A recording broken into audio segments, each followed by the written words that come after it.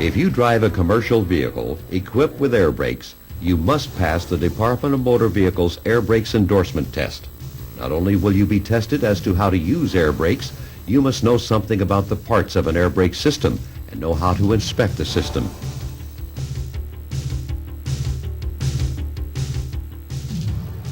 So you can be questioned as to what are the three braking systems that are combined: the service brake system, the parking brake system, the emergency brake system. What kind of air is used to make the brakes work? Compressed air. An important part of the air brake system is the air compressor. What does the air compressor do? The air compressor pumps air into the air storage tanks. What does the air compressor governor control? It controls when the compressor will pump air into the storage tanks. How much compressed air must the storage tanks hold?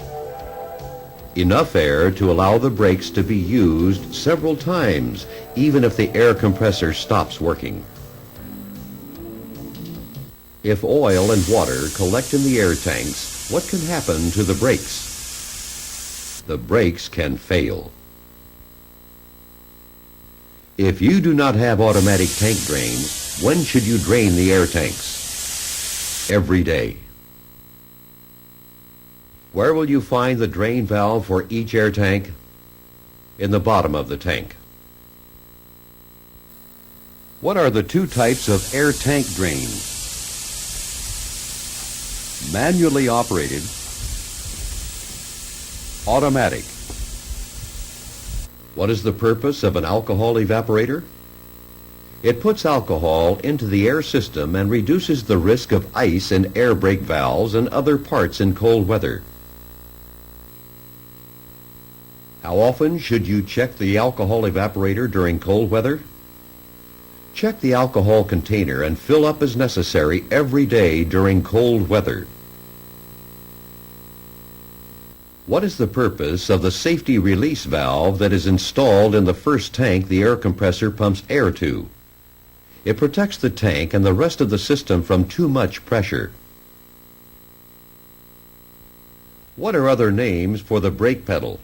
It can be called the foot valve or treadle valve.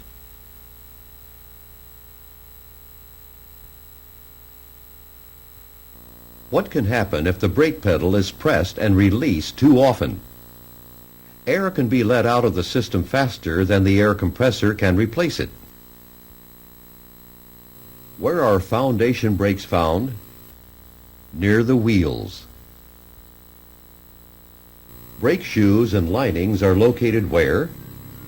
Inside each brake drum. What happens when the brake shoes and linings are pushed against the inside of the drum? This causes friction which slows the vehicle and creates heat. On S-cam brakes, what happens to the air when you push the brake pedal? Air pressure pushes the rod out, moving the slack adjuster and twisting the brake camshaft. In which direction does the S-cam force the brake shoes when you apply the brakes? It presses them against the inside of the brake drum. If the air compressor begins to leak, what keeps air in the tanks? The one-way check valve. Vehicles with air brakes must have an air pressure gauge that tells you how much pressure is in the air tanks and available for braking. What kind of warning signal is required on vehicles with air brakes? A low air pressure warning signal that will come on before the air pressure in the tanks falls below 60 pounds per square inch on most vehicles. What are three types of low air pressure warning devices? A red light, or a buzzer, or a wigwag. What is used to turn on the stop lights in an air brake system? An electric switch that works by air pressure. During normal driving, parking and emergency brakes are usually held back by air pressure. The effectiveness of the spring brakes depends on what? It depends on the adjustment of the service brakes. When the main air pressure is lost, the spring brakes come on. Why do some vehicles, such as buses, have a separate air tank to use to release the spring brakes? So you can move the vehicle in an emergency.